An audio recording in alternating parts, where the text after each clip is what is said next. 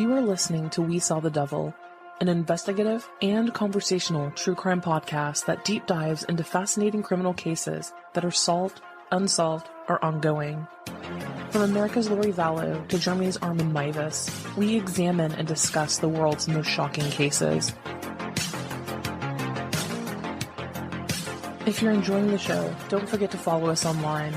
Check us out at WeSawTheDevil.com and We Saw the Devil on Facebook, Twitter, and Instagram. And don't forget, you can become part of the show by backing us on Patreon.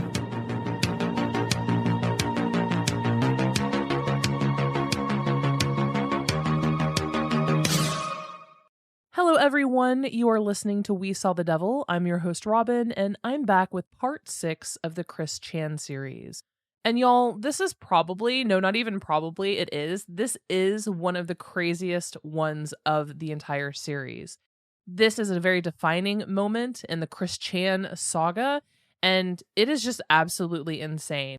And on a side note, I feel incredibly old because I remember when this actually happened live. I remember when this was all making its rounds on the internet.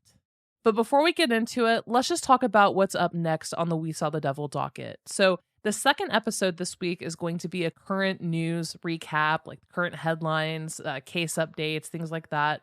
Next Tuesday, it's going to be criminal musicians who have committed crimes. Then part 7 in the Chris Chan series is going to drop. And then the following week, Iris is actually going to be returning. So 2 Tuesdays from now, in 2 weeks, we're going to cover Taylor Shabusiness, which, no offense if any of you have the last name of Shabusiness, but I laugh every time I hear that name. It's just, I've never heard it until this case. And how many of you guys followed that case or followed the trial, which actually just took place? She's currently awaiting sentencing, but Jesus Cristo, it's so brutal. It's incredibly sad. And sentencing is scheduled for September 26th. And Iris and I both followed the trial in its entirety. Plus, I love having Iris on. She is adorable. She is the absolute best. And I'm so glad that so many of you feel the same way, because when she comes on, everybody writes. Like, I hear nothing from anyone. And then Iris comes on and everyone is just, oh my God, Iris, I love Iris. Thank you for having her back on. And yeah, I love having Iris on. So I'm just grateful that she's not tired of me yet. Beyond that, same rules apply, y'all. Go to WeSawTheDevil.com, and from there you can find all of our social media accounts, merch, everything in between.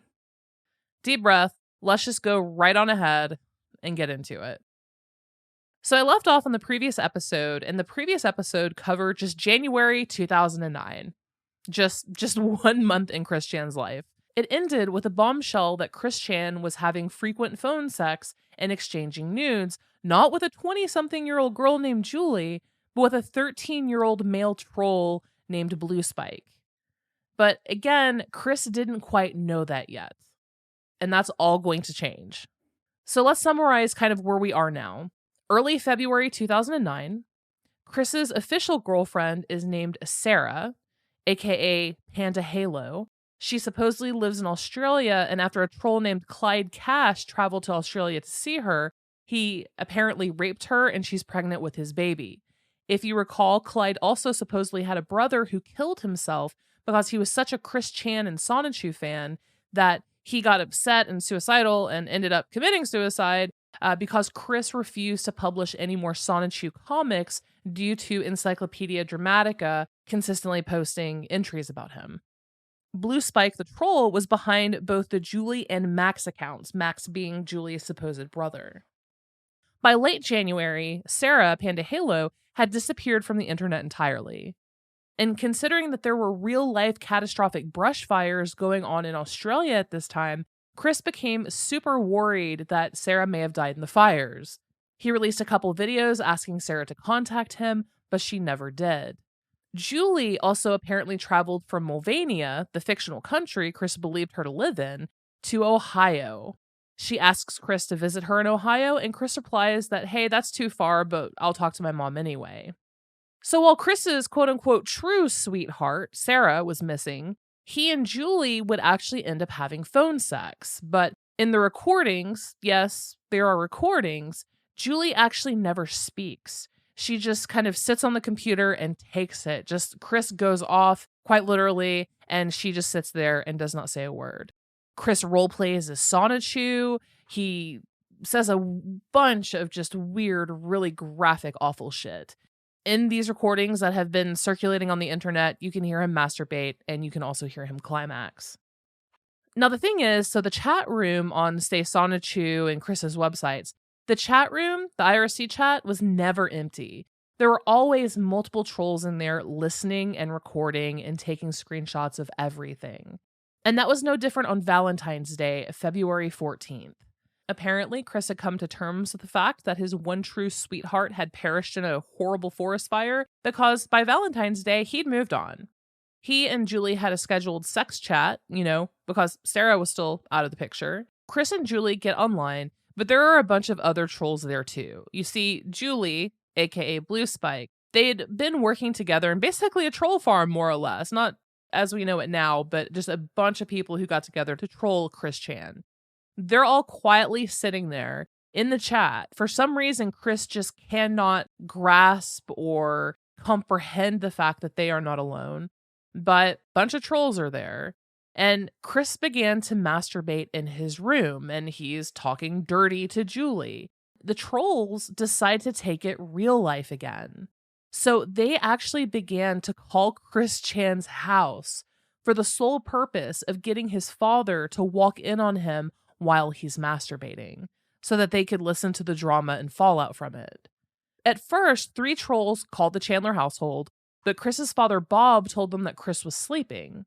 And realizing that that approach just wasn't going to work, they had to dial it up a notch. So the 4th troll called and told Bob that Chris had just posted a video on YouTube stating that he was going to commit suicide.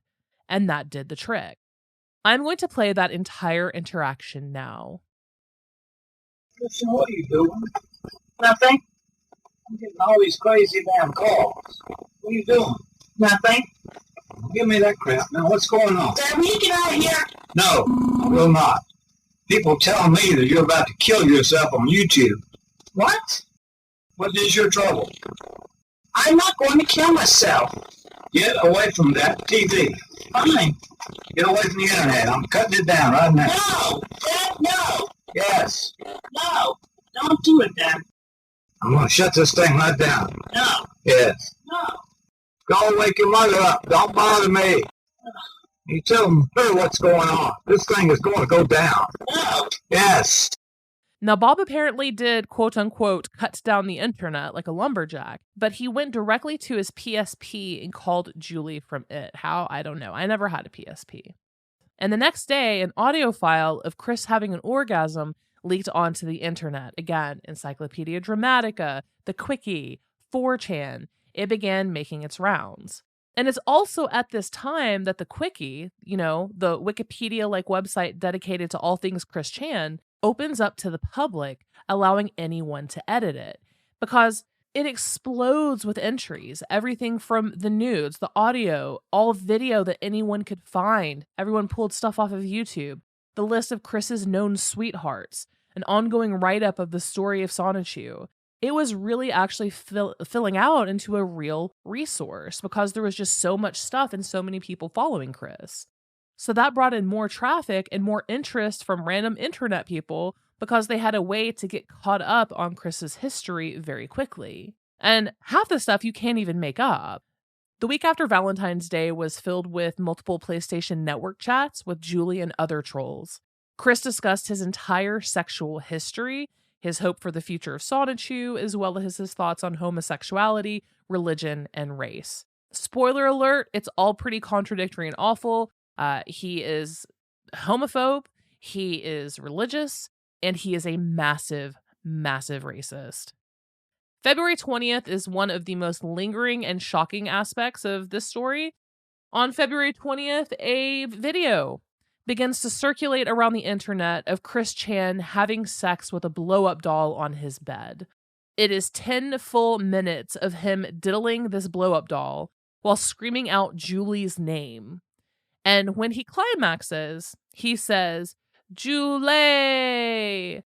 And this became one of the most viral memes at the time. Screen grabs from the video where screenshots were taken, memes were made, circulated, especially in Reddit, 4chan, Encyclopedia Dramatica. It was everywhere. Again, it became one of the most viral memes at the time because so many people saw the video. I saw that video in 2009, and it's a something. And to date, as of today, it's amassed more than 4.5 million views. But like most things that happened to Chris, he just seems to not care. Instead, he began to have Skype and private chats with Sarah May, another troll from the Sonichu Girls Forum. Of course, he takes things sexual, and then he tells Sarah May that he wants to be with her. But alas, Chris had decided to go to Ohio to visit Julie and was actively planning to travel by himself from Virginia to Ohio. And this is when the troll BlueSpike pretended to be Julie's brother Max. Pretending to be Max, he told Chris, quote, "You have 5 days to come to my home in Ohio. I believe you have the address. To come here, and I shall show you the way." He told Chris that if he did not travel to Ohio from Virginia, bad things would happen to Julie. Now, Chris also believed that Max is the one who hacked his computer and published the sex videos to the internet. In this chat, in this IRC chat where all of this is taking place, Clyde Cash also showed up and tells Chris that he's going to send Julie to China if he doesn't travel to Cleveland to save Julie. So Chris asks his parents if he could go, and they said, hell no, can't take our car. And what does Chris do? He gets in the family car with $50 in his pocket, and he makes the 400-mile each-way trip to Cleveland, Ohio, to a random home in the middle of the projects in downtown Cleveland. Of course, there was no Julie. Chris's parents called the police, not knowing where he was, and he made it home safely the next morning. Knowing full well that he had been pranked by trolls, Chris promptly wrote an email to Clyde Cash that said, quote, "I traveled an 800-mile round trip to Cleveland, Ohio, only to find that the address you gave me led to a rundown old red house with an elderly woman residing in it. But not you nor Julie. No one in that neighborhood even heard of Julie nor Max. Go ahead, laugh it up. But I want to thank you very much for the traveling experience. I actually did have a great time on the road and enjoyed the sights and views." Now we're in March of 2009. This, without a doubt, had the most notorious instance of abuse that was ever perpetrated against Chris by any trolls. On March 1st, Bob Chandler received a postcard in the mail. The picture? A screenshot of a naked Chris having sex with the blow-up doll. Bob immediately confiscated the equipment that Chris was using to make his videos. And then it happened. BlueSpike, aka Julie, aka Max, was prepared to reveal themselves. Now, disclaimer, which I normally don't do at all. I'm going to play a long clip, in fact, multiple clips, of audio from these conversations. I'm talking about there's like more than 10 minutes of audio coming your way. And it's really, really, sincerely, it is hard to listen to. And I think it goes without being said that children should not be anywhere within earshot or in the vicinity. That being said, I find this audio relevant because it really paints a picture of how vicious the abuse that Chris endured was. I can sit here and describe 50 situations of this troll said this to Chris, this troll emailed Chris this troll did X, Y, and Z. But when you hear it on audio, when you hear the recordings of Chris talking to these trolls online in chats, it's actually pretty heartbreaking. And it's unbelievable to me how cruel and sadistic the troll BlueSpike was to Chris. This was a 13-year-old child. He was just 13 years old at the time, trolling a 27-year-old autistic man. I don't know where the fuck his parents were, but holy shit, someone let him down. But overall, it's a very good overview look of what kind of interactions Chris was having from time to time, albeit this is one of the most sadistic. So here we go. Note in both of the calls I'm about to play that there are many trolls who are on the line but muted. Like they're listening to all of this go down. And there's always someone recording. If you recall, basically there were two different groups of trolls. There was BlueSpike, there's Clyde Cash, two separate people.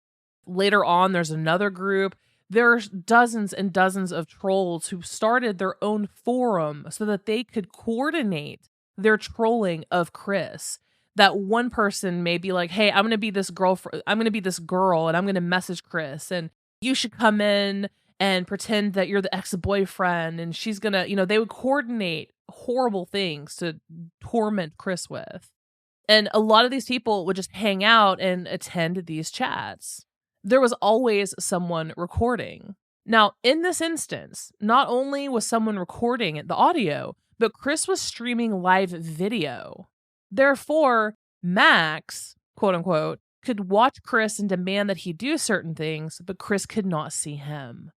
So on March 3rd, Max, Julie's brother, hacks Chris's Yahoo email, Rosechew and Sonichu sites, as well as his PlayStation Network account. He then demands that Chris choose between his accounts or the safety of his sister Julie. Chris chooses Julie, but never quite understands that he's giving up all of his accounts. And Max uses this to his advantage and tells Chris to do a variety of things to prevent his PSN, his PlayStation Network account, from ending up on eBay. So Chris losing his was beyond devastating to him. Here is the first piece of audio. eBay! I picked Julie! Give me back! I picked the right choice! No, you picked Julie! That doesn't mean you're gonna get the PSN if you picked Julie. No, stop. Just listen to me. How should I label this? Oh, $1,000 worth PSN. Stop. This is by Max Mobile. You take it. Just leave it on me today, please. Here, I'll give you the PSN if you can do one thing. All right. Suck my dick. How can I do yours when you're all the way over there? I'll go all the way to Virginia. Will you do it? Will you suck a dick? No, wait, even better. No, I want you to go to the game place, apologize to the manager, and suck his dick. I want you to record it and put it on YouTube. Please, don't be such a meanie. Oh, me? Fuck you. Suck your manager's dick. Listen. Listen to what? Max, you are a great being. You are a humble person, please. I'm only a lonely servant among your trestles. What? I only ask for your sister's true love and honesty. Shut up! You can have my sister. You just can't have the PSN. Now put yourself on your mercy here, please. Just leave it off of eBay. All right, do a dance. Do a dance for me. Dance, you fucking monkey. All right, stop. Stop right now. No, sit like that like a bitch. You speak like a bitch. You have the boobs of a bitch. And you look like a bitch. And I bet you don't even have a dick down there. You are a bitch. Got a big old set of ovaries. No, don't. Okay. You have a dick. Don't fucking show me. You pedo fork. What the fuck is wrong with you trying to show me that? Don't. Nothing was actually exposed. Well, whatever. Don't show me your dick, please. Just don't. Mind. With BlueSpike taunting Chris and calling him a bitch and a woman, it basically flips the switch on inside of Chris. That is his trigger, is being compared to a woman and being called gay. So Chris gets flustered and begins to expose himself to Max to show him his penis. Now, remember, Chris has no idea that Max is really a 13-year-old troll. He thinks he's just Julie's adult brother. Max then gets Chris to admit that Billy Mays, yes, that Billy Mays, is the new mayor of Quickville. And that was also devastating for Chris too, because Chris, less so at this time, but he has a fraction of himself that lives in this fantasy world, Quickville, that he's created. He's been building on this world for like almost 15 years at this point. He has some minor delusions, and his real life again mirrors that in Quickville and vice versa. Max gets Chris to scream the N-word, and then for the grand finale, tells Chris to destroy the original Sonichu medallion that he wears around his neck. Like the OG medallion, not a copy that he mailed to one of his sweethearts. He wants him to destroy the OG medallion, the very first one that Chris had made. First, BlueSpike asks Chris to masturbate and ejaculate on it, and when Chris refuses, things take a really, really dark turn. This is going to be a lengthy piece of audio. If you don't want to listen to it, please skip ahead. I'd rather just burn it, please. No, you have to masturbate on it, then burn it. I can't get a hard one when I'm under a lot of stress. Now you have an alternative. Either burn it or shove it up your butt. I'm shove it up my butt. You're going to shove it up your butt. All right, I shove it want up. to shove it up my butt, but I have to divide it. Cut it into two. Okay. No, 4 pieces. 4 pieces. I didn't know that autistics have sharp cutter. How does it feel, Chris, to be destroying something you worked so hard on? How does it feel? Tell me. Tell me. Hard. Cold. Cold? Heartless. Oh, me? I'm heartless? No. Just that. Quiet, heartless. Oh, you can call me heartless if you want. You can call me any word. And make sure you take pictures for posterity. No problem. There's a camera on. Oh, God, you're recording it and showing it live. Really? Yes. That is awesome. Hey, Chris, while you shove it up your ass, scream, zap him to the extreme, okay? Or I won't send Julie over, okay? I can see you shooting with the woman, man. It's a fox child. Chris, are you really going to do this? Seriously? Yeah. Oh, God damn it. Oh, God damn it. Oh, I see brown stains. Did you crap your pants, really? Yeah. Whatever. Just put it in there. Just hurry up, please. Just don't make me watch this for too long, please. Good. Come on, more, as far as you possibly can. More, until I can't see it. More, shove it up, more. Oh, I can't wait to see how grounded it is when you take it out. Chris, is your hand stuck? I'm tired. No, keep going. You're not gonna fucking chicken out. How does this make you feel, Chris? Miserable. How miserable? Probably miserable. Oh, really? Yeah. Well, that's too bad. You miserable pile of dick. Oh, God, more. Shove it until I can't see it. Oh, God, poor Sonichu. BlueSpike, no more. Keep going. BlueSpike, stop this shit. You don't want to go in. Then keep trying. Make some room in BlueSpike, there. stop this shit. Stop it. Really? All right, fine, you can stop. Stop. Yeah, sure. Don't take him out, though. I want him to be in there the whole rest of the time I'm talking to you. Blue, tell me to take it out. Damn it, BlueSpike. Chris, God Chris, damn. stop that word. Excuse me. Chris, what the fuck? Seriously, man? I just want to wash my hands. No, you can't wash your hands. You're a bitch, you know that? Doing this? Whatever. I wonder, what should I make you do next? No, this is enough. No, you're not the one making the choices. Please, this is enough. I'm tired. No, I don't give a shit. I don't give a shit if you feel tired. You're not the one calling the shots, you fucking prick. So shut up and do what I tell you. I have a good idea. Burn your house down. God damn it, you I'm not gonna idiot. turn my house down. Then the PSN is going on you. Seven? And the money is going to No, ED. if I burn my house down, then she won't have a place to come to. You have a point. BlueSpike, Chris, there is something. stop it. All right. Chris, I want you to be in the mumble. Julie's going to talk to you there. It's important. All right, so to recap, the 13-year-old troll BlueSpike hacked Chris's Yahoo email and PSN account.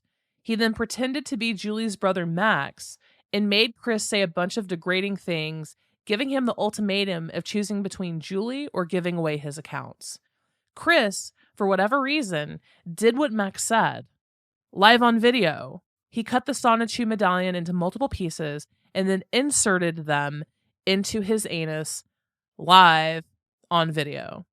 As you heard, multiple trolls at the end were just so beyond disgusted that even they couldn't take it anymore and demanded that Max stopped. Max told Chris to burn down his house, an idea that the other trolls, they were just like, whoa. They even considered that too far. Max then asked Chris to get on a different chat because Julie wanted to talk to him. In reality, BlueSpike was ready for the final reveal. And here's the clip of BlueSpike admitting that he had been Max and Julie all along. Chris, I'm happy you're here. Hi. Hey. Hey, Chris, Julie? there's something I've been trying to tell you for a while. Yes? Well, I'm gonna be there tomorrow, and I think it's safe to say that I can tell you this with my heartfelt love. Alright, yes, go ahead and tell me now. Do you really want to know? Yeah. This whole time, Chris, you've been having sex with a 13-year-old boy, you sick fuck. What? Yeah, I'm a 13-year-old boy, Chris, and you've been having sex with me this entire time. I'm gonna give all your fucking data to Chris Hansen, you fucking pedo fork. So you better get the fuck out now, before I report you to the fucking feds. Get out. Now, wait a minute. I did not know you were a 13-year-old. Yes, you did. They're not gonna believe you. They're gonna fucking put you away. So, let me guess, you were Max the whole time, weren't you? And Julie, yes. Both of them. Both figments of my imagination. There is no Julie. Okay. She never existed, Chris. She died 5 years ago. Who have you been talking to? You drove to Ohio for no reason. It was a trick. I was able to fool you. You dumb man. How does this make you feel? Tell me. Well, I feel terrible. Now, if you really want your self-dignity, if you truly want your self-dignity to be remained, then you will send me that video of you shoving that medallion up your anus. Or I will tell everyone what you've been doing, and all the fans will believe that you are a pedophile. Okay, you see, the thing is, I was lying, so I hope you've been recording on your end, because I wasn't recording on my end. Well, I'm sorry then, because this is going out to everyone. So what's it going to be, Chris? Are you going to do it again, or am I going to have to give everything to everyone? It's kind of hard to do an encore performance at this point. Wait. First of all, Clyde. What up? Yes, he finally found out I expected a bit more of a shitstorm. He's been having sex with a 13-year-old boy like a sick fuck. Whatever. Look, Chris, man, on that trip to Ohio, you had a cell phone. We were calling you, trying to, give you directions. Because, Chris, let me tell you, there was a Julie. There truly is a Julie. But yeah, there is. There was. But she died. Yeah, we don't have to go with the died. She's real. She's actually in Ohio. But let me tell you something, Chris. About the wildfires I told you about. I truly was the one who started them. Okay, you're going crazy. Yeah, we don't have to do the whole wildfire thing anymore. Yeah, this is going kind of crazy. I mean, you sounded like a 13-year-old boy, and Chris just kind of fell for that. I thought she... How do I sound like a girl to you, motherfucker? You just sound... I know what a woman sounds like. And I talk to you in my normal voice, and I can say I'm Julie. I can talk to you in the exactly same voice, and I can tell you I'm Max, and you fucking believe it. You're dense. You're truly dense, and you don't deserve to live in this fucking world. Now tell me, what do you want? Do you want your PSN back? Yes. Well, that's too bad, because it's going to be sold.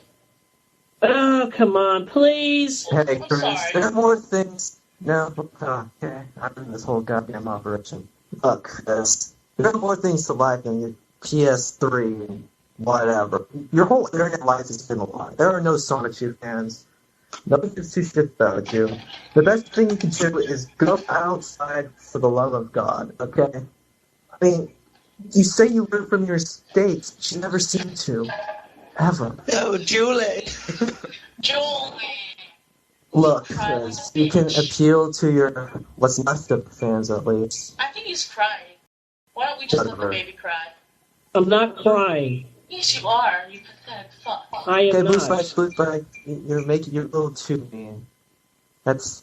If I may inform you, Chris, I know you may have been told this before, but how does it feel to know that this is your entire fan base? Every girl, so far, every girl has been a troll. We try to tell you this, and then we just get sick of it and do how many this. people have told you this, that BlueSpike is a boy? I can't believe how many times. And you I still... believe you because I've heard your honest and true voice. Goodbye. Okay. I think we hurt him pretty bad. Yeah. Well, we kind of completely blew Chris's mind right there. Can I stop recording? Yes. The next day, in the aftermath, Chris published a YouTube video where he goes on a rant against BlueSpike. He has the beginnings of a cold, and he is very obviously quite sad. He attempted to find solace with one of the Sonichu gals, Sarah May. Unfortunately, like so many of the others, Sarah May had a reveal of her own in the IRC chat. After talking to Chris for just a couple hours, she told him that she broke up with her boyfriend. Chris immediately offered his own house to her and became sexual, like right off the bat. This was apparently the last straw for whatever person was behind the Sarah May account, because she too revealed herself to be a troll. She said to Chris, quote, "I met my boyfriend in a chat room of people trolling you, and I'm a troll too. I have been this entire time.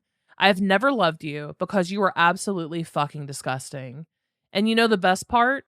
The troll I met, we're actually in true love. The only thing you wanted, and we're happy because of your misery. Isn't that funny? Goodbye, Chris. It's been fun. Last words of advice. No more internet love. I tell you this because I care. Go after real girls in real life. Bring your sign back so they know exactly what you want. Girls like that so they can't be led on. And most importantly, keep your website updated. We don't want another Ryan Cash incident, which was actually real. Update your comics regularly or Clyde says he'll be back. Otherwise, what fans you have left, they'll be leaving, Chris. Be careful where you tread. Good luck with your Yahoo account." And with that, almost all of Chris's so-called friends had basically disappeared from his life. Except a lot of the times they were still hanging out in the IRC chat after they outed themselves, and Chris would talk to them like nothing happened. On Sunday, March 15th, Chris went to church per usual. Also on that day, so was Robert Simmons V. Now, you guys may recall me mentioning Robert on the very first episode. Robert was a man, pretty much a troll, who emulated Chris by dressing and acting like him. He kind of made like bootlegged comic versions of Sonichu. He acted like he was just a super fan. He even published YouTube videos that were super similar to Chris's. Like, it was absolutely absurd. So Robert Simmons and the man in the pickle suit drove to Chris's church uninvited. They were taking this real life. So the man in the pickle suit, you may remember from the MySpace days when there was a fake account for Blanca, one of Chris's ex-online girlfriends, that ended up being changed to a profile picture of a man in a pickle suit. Basically, the pickle suit was an idea.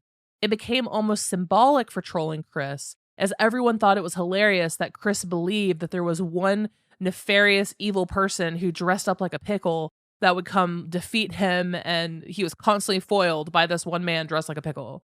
So the persona ended up being taken on by multiple people. In this instance, it was Marvin.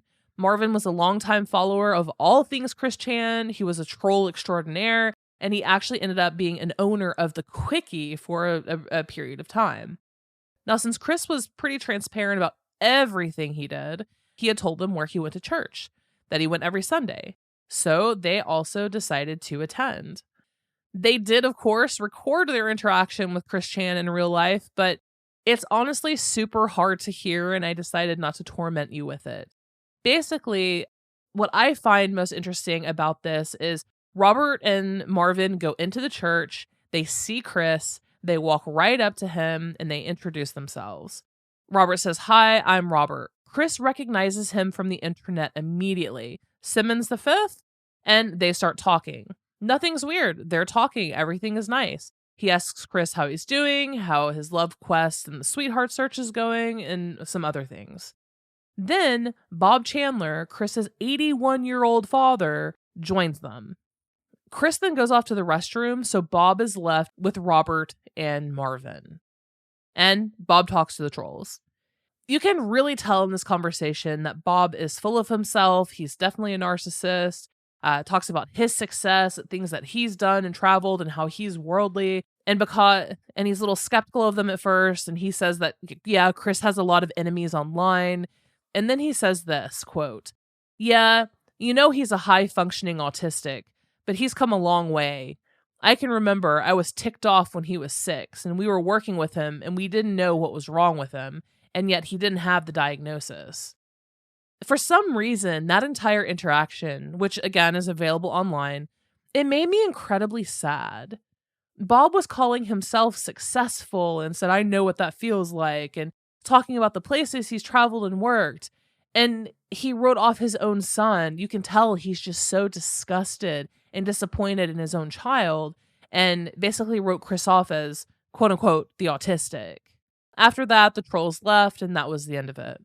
After church, and with Chris's love quests having crashed and burned, he decided to turn his attention to the local area. Emily was a follower who frequented the Sonichu forums and sites, and she decided to ask Chris out to lunch. Chris ends up scheduling a real-life date with her at the local mall, and Chris was a no-show at the first date because he said that he was too stressed out over an argument between his parents. What was the argument about? As to whether Emily was a real person or just another troll. Chris ended up apologizing profusely and then rescheduled. And for the newly rescheduled date, both Chris and Emily show up. And there is video of this, and there are pictures of it online because, of course, it took place in the food court. And around this tiny little table, you have 81-year-old Bob Chandler sitting next to his 27-year-old fucking son, and then a girl whose identity has been completely obscured. Like, even from the very earliest videos, no one kept her face. They blurred it out. Her identity has been completely protected. The three of them sit and have lunch. They talk. They get up to leave. They're kind of walking around the mall talking. And then halfway through, a man in a giant pickle suit walks up to them, flirts with Emily for like 10 seconds, and then Emily and him walk away together. And again, this was caught on video and recorded by Robert Simmons V, as they had made a trip there to Virginia just to troll Chris in real life at both church and on this date. Chris was devastated. Now, Emily was actually a renowned poster on Kiwi Farms. If you recall Kiwi Farms, it basically has a lot of entries for a lot of the internet's most notorious people like Abby Brown, Chris Chan, and so forth. Well, Emily made a post about her encounter with Chris, and she said, quote, "Well, when I was going to ditch him for the man in the pickle suit, Chris had his arm extended like he wanted a hug. So I was like, sure, whatever, and was just going to give him a half-assed hug. Lord, what a dumb move. I'm a small girl, so I have narrow shoulders. His large fucking arm basically weighed down around my neck over my shoulder and tightening. And what I could see in the corner of my eye was Chris puckering his lips and his face moving closer to mine. I did a duck and turn to avoid it. If I seriously turned my head to get a better look, he may have gotten my lips. I wonder if that was what Chris was going for, the surprise kiss on the lips when the girl turns her head. Too bad that only works in anime or movies, or really suave guys." So on March 19th, Chris posted a video giving a shout out to his friends Ivy and Rachel. Of course, he refers to them as his gal pals, online friends. He starts talking to Ivy more so than with other people. And he starts uploading video messages for Ivy, but then deleting them, which is weird. He also brings up the fact that Megan, somehow he had heard through the grapevine, that Megan had actually been having some difficulties with trolls. Chris lived in a small town. Everyone went to the game place. Megan had friends who frequented the game place, and so likely it wasn't terribly difficult to find Megan and where she was. And obviously at this time, everybody had an online presence. So Megan was actually struggling with trolls apparently at this time. On March 27th, Chris posted a 2-part video where he finally gave a tour of his home and the outside garden. And y'all, his entire house was a complete hoarding event. Like, there was barely room to walk in any room in the house. It was an absolute crap hole.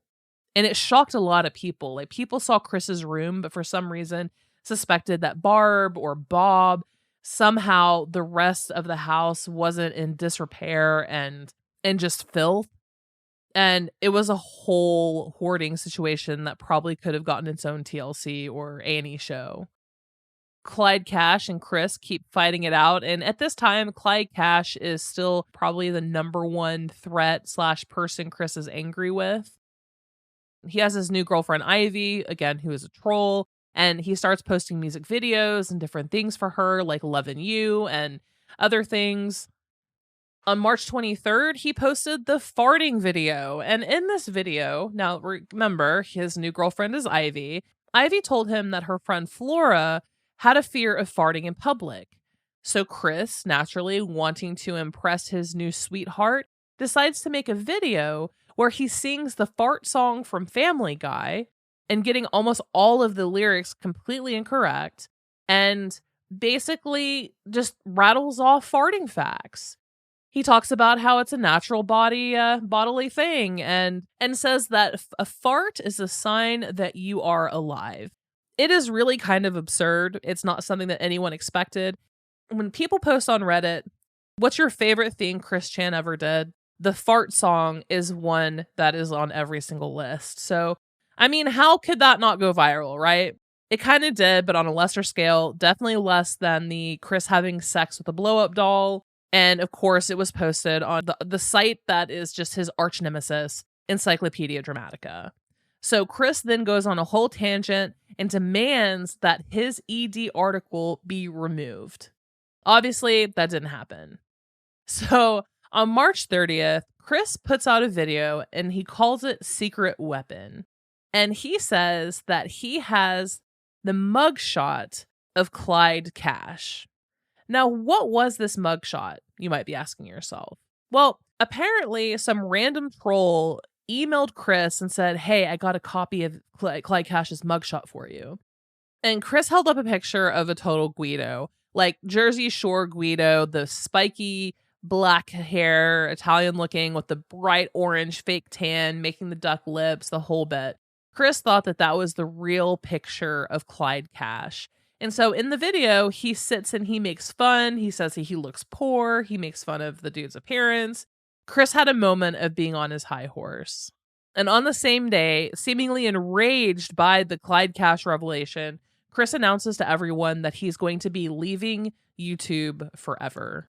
Which clearly did not happen. Who are we kidding? That did not happen. But that's it for today, guys. That's where we are going to stop. And I want to know, how are you feeling about the Chris Chan series? Do you feel bad for Chris? He's an extremely polarizing figure, not only in just the land of, pop culture enthusiasts, but also with those in the autistic community.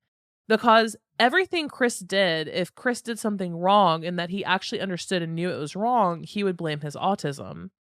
And I know some of you still don't know what it is that Chris ultimately does much later on that caused me to cover this entire story to begin with.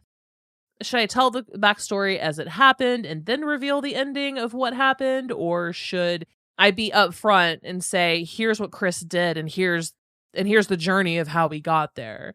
So I'm just going to go ahead and talk about it. Chris actually ended up raping his own mother, Barb. When Bob is eventually out of the picture, Chris has really no one to keep him in check psychologically. He is just descended upon by trolls. He is just constantly attacked by trolls. He is able to go into his fantastical world of video games and Sonichu and so on and so forth. And he is pretty much tortured by people to the point of losing touch with reality. And eventually, he starts having a sexual relationship with his mother, Barb, whom many, many, many people, and Chris actually admits as well later on, that Barb had dementia. So in essence, Chris actually ends up raping his elderly, demented mother for a very long time. He also believes in a quote-unquote merge, which ties into Sonichu, his comics, and the storyline that he has written there. All of this did actually end up going to court, and we're going to talk about all of that in between.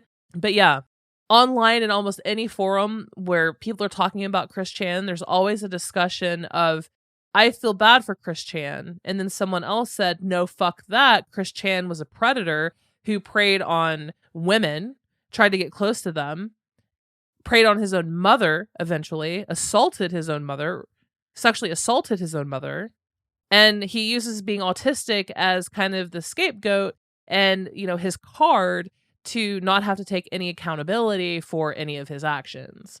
Other people say, no, he wasn't that bad. And then the trolling caused it. The trolling caused a lot of trauma. And it's always just a huge argument between the two sides. So I want to know what you guys think. I'd say it's safe to say that we all believe that trolling, especially to the level that Chris has been trolled up to this point, has been incredibly traumatic and sadistic.